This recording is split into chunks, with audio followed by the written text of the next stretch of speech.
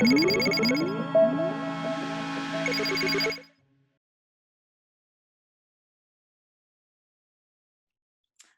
welcome again to College Writing. I just want to encourage you, keep up the good work you've been doing so far.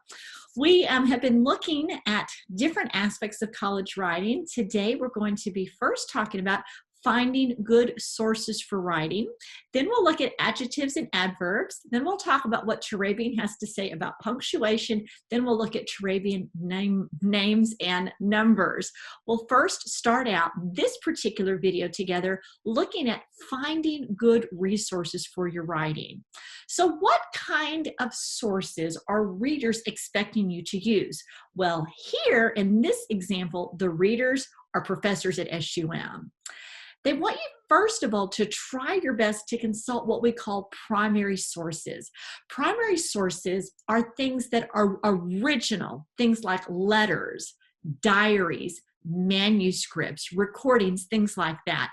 The Greek Bible is an example of a primary source. Sometimes you simply can't find a primary source, and you would move to what we call a secondary source. A secondary source is where we're learning from other researchers. Secondary sources are books and articles, and in these books and articles, they analyze the primary source. And it's usually written by and for other researchers. A secondary source would be something like a commentary about the Bible being the primary resource. A commentary about the book of Ruth would be a secondary source about the book of Ruth. A third kind of source is a tertiary source. This is sort of a higher level, not that it's more important, but it's definitely looking at it from a different viewpoint. Tertiary sources are based on secondary sources. They're usually written by non-specialists. They would include things like a general encyclopedia, a dictionary, a newspaper, a magazine. The magazine Time and the magazine Atlantic Monthly are both examples of tertiary sources.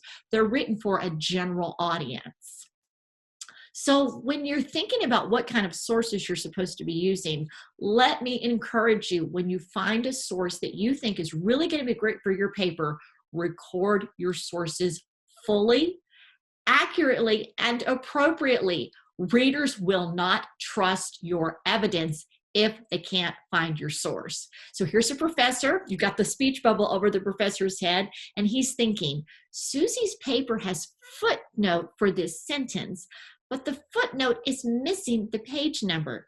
Did Susie really use this source that she's footnoted? So make sure that all of the elements are in your footnotes and all of the elements are in your bibliographic entries. So what kind of sources are your professors looking for? Well, they're going to ask you to evaluate the reliability of the sources that you're using. Many of you are going to use online sources. That is completely okay, but you're going to have to take the responsibility to make sure that the source that you find online is a very well-written source, written by a scholar that has a lot of reliability. Here's some clues that you can look for. When you find something online, ask yourself, is this particular website sponsored or supported by a reputable organization? If it is, then it's probably okay to use. Is this particular website related to an actual professional journal? If you go to a website and the website publishes a professional theological journal, that's probably a pretty reliable place to go. Does the website actually produce a print resource? If you go to a website and they produce books and they produce print resources, it's probably a fairly credible resource. You also want to ask yourself, would my professor use this particular website if she was the one, or if he was the one actually doing the paper writing? If you say to yourself, would Dr. Frady use this site? If the answer is no, then do not use that website as a source for your paper. Now, here's a little cartoon example. We've got a man and a woman talking here, and the man says, "Come on, Susie, I know I don't have a college degree or any research experience, but my blog about research in youth ministry is so awesome. Footnote me." Susie replies, "It is because you don't have a college degree or any research experience. Dr. Frady would never footnote the opinions you post in your blog. I will not footnote you." Now, of course, you're not going to be having conversations like this, but you get the point. If it's an opinion, it's not necessarily from an academic source. Now, we want to take some time to actually go and check out the SUM library together. So let's get ready and go to the library. So here we are in the SUM library, and I went to EBSCO and I typed in autism, children, and church because I wanted to see if I could find an article that would help me know more about that. I found something that I think might be really good. It's called Church Ministry and the Child with Autism. I see that it came from a journal called Family and Communication Ministries. I see that it's online. I see who the author is, and I see I can actually get a full PDF of the text. So let's just pull this article up, and let's just kind of see if it passes some of the tests that we think it should pass. So it's pulling it up. I can see already that this was published back in 2013, so that's okay with me. I see the source is called Family and Community Ministries. I see that it's online. I'm going to move my picture just a little bit so that you can see here's the name of the article. It actually even includes an abstract, so that's a really nice thing that's really scholarly. It's got the background of the article. And if I scroll down through it, wow, this looks like a really good article. This looks like something academic that I would want to read and maybe put in my paper if I was doing a paper about doing ministry to children with autism. I'm going to, wow, it's really long. That's a nice article. It also has references in it. When an article has references, you can pretty much bet that that's a good scholarly academic article to use. And in fact, maybe I'll want to look up some of these references if I need to have other footnotes in my paper. Now, we've been in the library. I wonder what happens. Sorry, I had to move my page around. What happens if I just blog? I just found a blog here, and when I look at this, you can see it's not academic. Now, it might be a very nice person that's written this blog.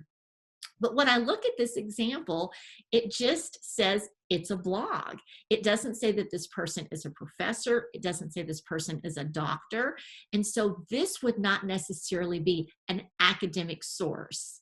And so it's important when you're thinking about when you're putting your paper together, you want to use sources that are actual academic sources. So here we have a blog. If we go back over here, we actually had an article. Can you tell the difference? As I'm just scrolling through this, let's just pick one of the paragraphs to look at in this article together. The many roles of a church leader. Equipped with the contextual information regarding developmental disabilities, adults leading children's programs may find themselves to be one of the first to notice developmental differences in a child. So that sentence, a lot of words, a lot of things that are a little bit hard to understand. It's from an academic standpoint. This is put together by someone with a degree, someone who's a scholar in the field. Let's check out this blog. Let's just look and see if there's some information here on this blog that we might want to look at. Okay, school changes and protocols. Going back to school is always a little nerve-wracking at the best of times. Do you see how easy that sentence was? While that's a very nice blog, it's not an academic kind of article. Let's go back to the library and look at the difference. Do you see how compact those words are? Do you see how long this article is? Can you see the difference in what it looks like? I'm going to move my picture over to the side again. Can you see this actually looks like an article? Well, we're getting ready to share with you some information about some students and how they're finding sources. So please pay attention. I hope that you find this helpful.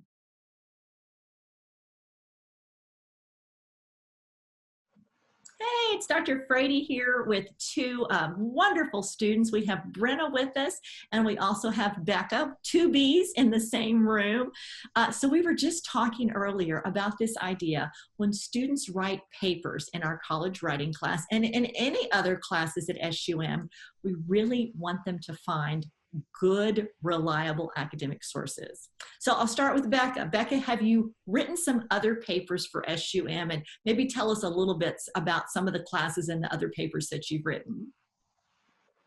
Yeah, I've done a couple of demographic research papers. I've done a few just like normal research papers. We had the theology of the prophetic. We had some research papers, book reports, that sort of thing. And so for that, I've been able to find very reliable sources. I will say, like, if there's a specific site that a professor has wanted me to go to, like for the demographic research papers, they've given me the hyperlink, whether it's in a lecture and in an email, to be able to go ahead and do that, or maybe loaded it onto Canvas.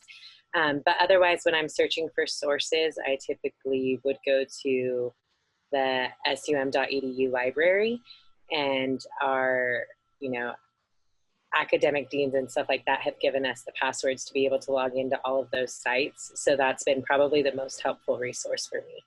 Well, that is really exciting. You know, it's so neat that we can hear about classes that are happening outside of the Department of General Education. You know, college writing falls into the General Education Department. So if I'm hearing you correctly, Becca, some of the things that you might have learned when you took college writing, you actually used to help you to write papers for other classes. Was I hearing you correctly, Becca?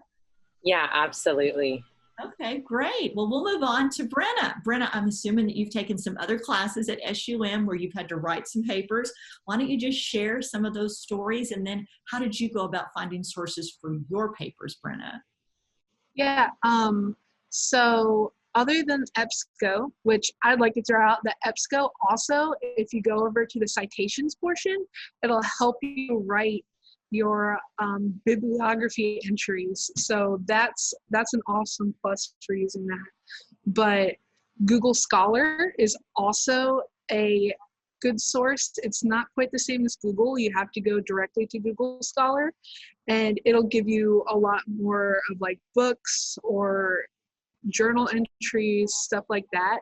And then I love to use online libraries because I feel like there's just like the government library. I like to use that one because it's huge. And there's a lot of different things like different religions and everything on that. So if you're going with trying to get a like anti-statement in your paper so that you can refute it, you can find that really easily there. That is a great idea. That's a wonderful idea. If you're looking for something to refute, looking outside of a Christian library would give you some of those resources. So you guys have already hit on the idea that when we're looking for a resource, we want something scholarly. We want something academic. So I'm wondering, Becca, when you've gone online, have you ever come across something like a blog or an article that didn't have the person's name attached to it? What do you do, Rebecca, when you run into those kind of sources? Do you use them? Do you not use them? What do you do? I mean, of course, I would definitely do some research and make sure that I can't find the name of the person who wrote it anywhere, the name of the author. If that's the case, I may not use it because I don't know how reliable of a source that it is. If I feel like it is a really reliable source, I mean, an example I could use is like Christianity Today, right? I've used sources from them. If for some reason there wasn't an author within that, I would refer to my Turabian writing guide, and I would find out, is there a way for me to be able to cite this without that information? And if so, then I would just apply it to that. If not, I would probably stay away from using that source. Okay, now students that are watching this, I did not tell these two young ladies that they ever even had to mention the SUM Turabian Writing Guide, but it organically came up because that is a resource that we use here at SUM. And in that guide, it's based on the actual Turabian book. Turabian book tells us we need academic sources that are reliable, that are put together by scholars. So Brenna, you seem pretty savvy just using the internet in general. I'm sure that occasionally you come across something that at the beginning, it looks like this is really good. This has got some good content. But what do you do as you're reading it? Maybe there's no author. Maybe there's some words that are misspelled in the content. What sort of things do you use to help you distinguish this is something I want to use versus, I'm not putting this in my paper? I try to see if they cite other places or other papers. So if I really like the content that they're using, but I don't like how they're using it, I try to see who they used, and then I'll go to whoever they used, because more than likely they're going to be more professional than the site that I'm currently looking at. And if it doesn't have that, then I kind of put it in like a little side folder, and maybe I'll research everything that they're saying later at a different time. But in my time restrictions, I can't use this resource. So I'll move on to find the better one, because kind of wasting time on a resource that you're not going to be able to use is not efficient to writing a paper in a 11-week period, when it requires like 12 weeks just to figure out if everything you're saying is useful. I definitely agree. That is so true. Both of you have kind of mentioned this idea of time. It seems like, Becca, that when you're going online, you're understanding it's going to take me some time to get these good sources that I want to do.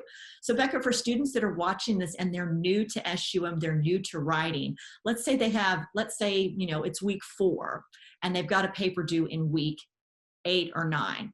Becca, when would you tell them that they need to get busy going to the library and looking for sources? How early on would you tell them to do that? Yesterday. No.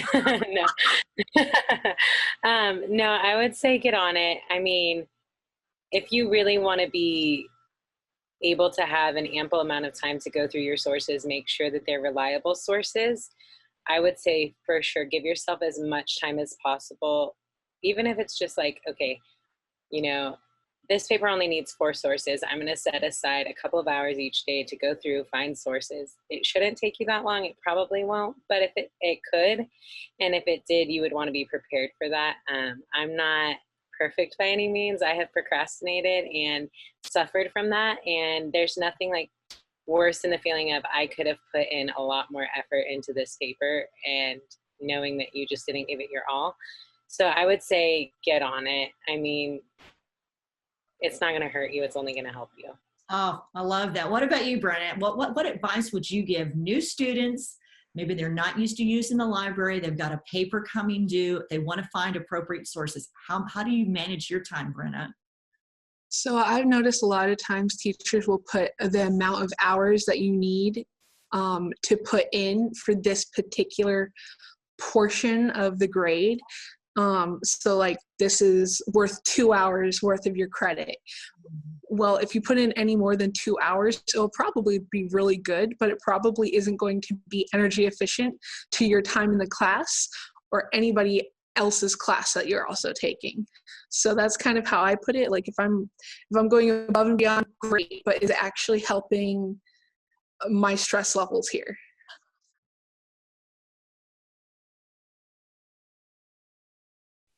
Hello, Dr. Frady here with Professor Salas. And we were just talking about this idea of what kind of sources do we expect. So you got to listen to me lecture about it. You got to listen to me talk to some students about how they do it. And now we're going to let Professor Salas, she's got some really good visual aids. We're just going to kind of talk through these things. So give her your respectful, undivided attention. Hi, Dr. Frady, and good afternoon. So as Dr. Frady discussed in the Learn video, the best kinds of sources, there's many kinds of sources you can use in your research. And some of those sources might include primary sources, secondary sources, and tertiary sources.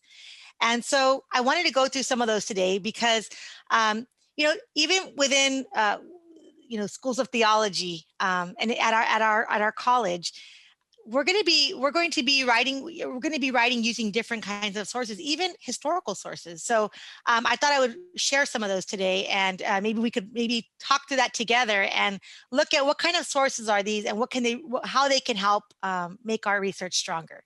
So the first thing that Dr. Frady talked about was primary sources. Now, Dr. Frady, you know that my background is history, so these are my favorite kinds of sources.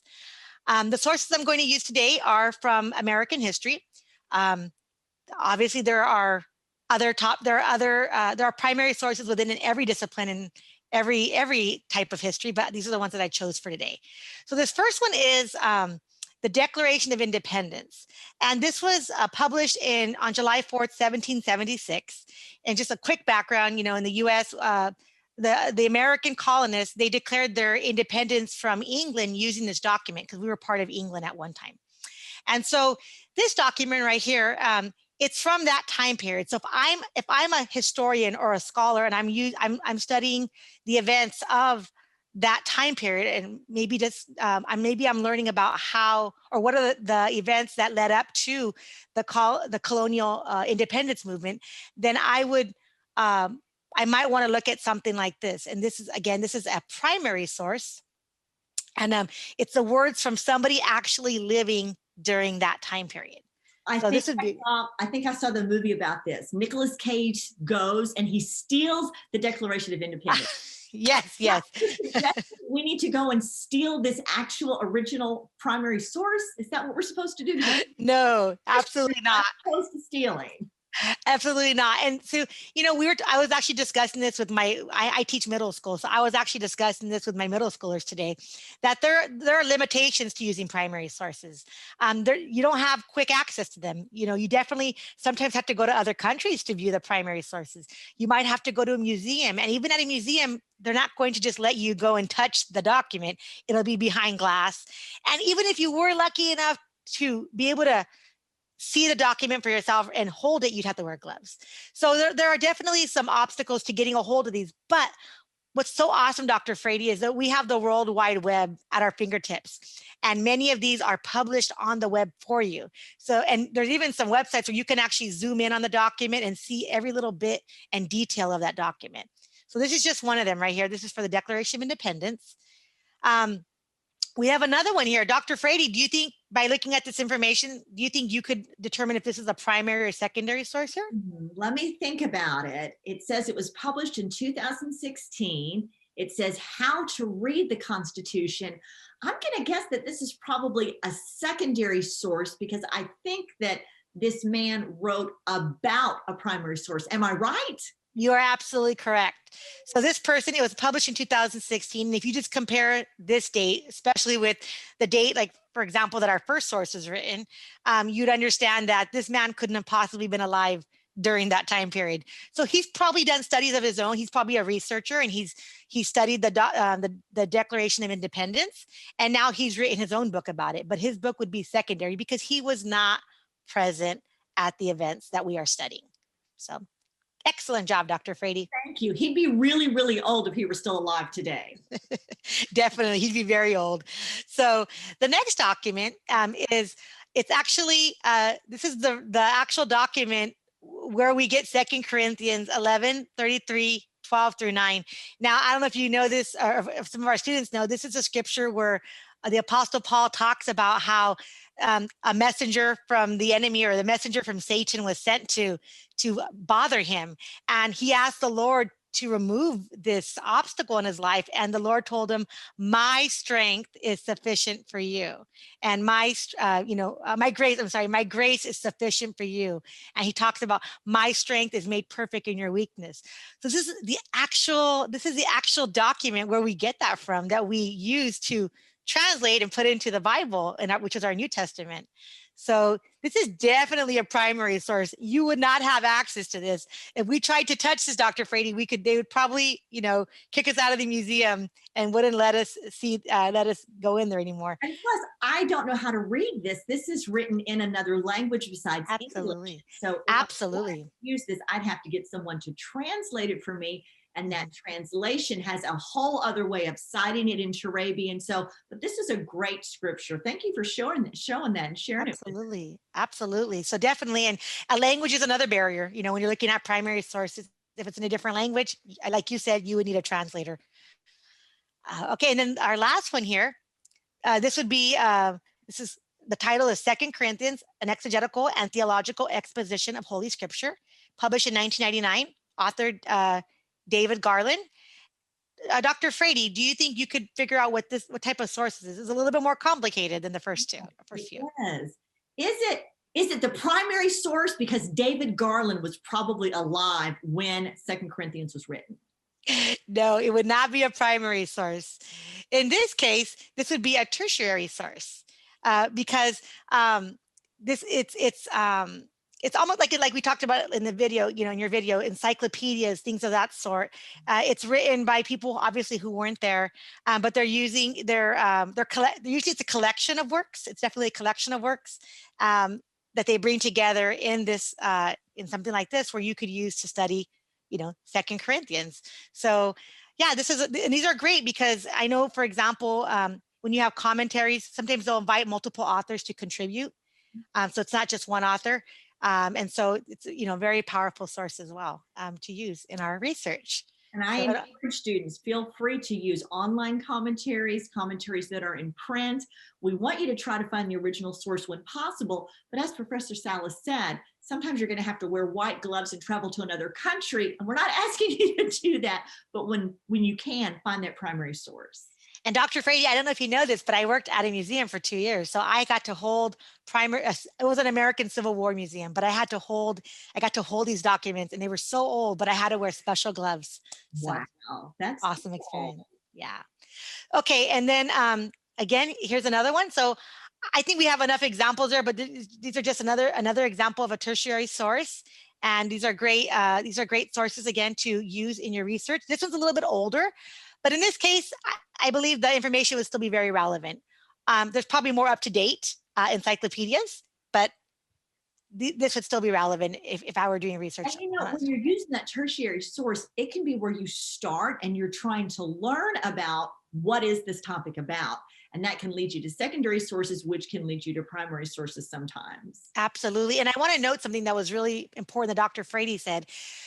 Tertiary sources are written by people who are not experts in that field. So you see these on a daily basis. When you read articles about topics that are going on in our modern day society, those people are not experts in that topic, but they are reporting on it. They've probably studied a plethora of primary and secondary sources to write their piece or whatever it is that they're writing. So, okay, and then lastly, here are some footnotes here, and I thought we could look to these and we could find out, maybe identify some of the errors in these sources. And Dr. Frady mentioned, when we write a footnote and we leave information out, we keep the reader, which are usually other researchers, from being able to find that source, and that can diminish our credibility. So it's super important that we cite everything, including the page number, the publishing date, the titles. All of those are very important to include in the footnote. So Dr. Frady, do you see anything wrong with this first footnote here? I see a lot of things wrong with all of those. And here's what I'm going to suggest. I'm going to suggest that students look at these, take a peek at the SUM Turabian Writing Guide, and see if they can figure out what's wrong. Because let me tell you, Professor Salas, there's a lot wrong with these footnotes. Students, I challenge you, when the video's over, go to that guide and see what you can figure out.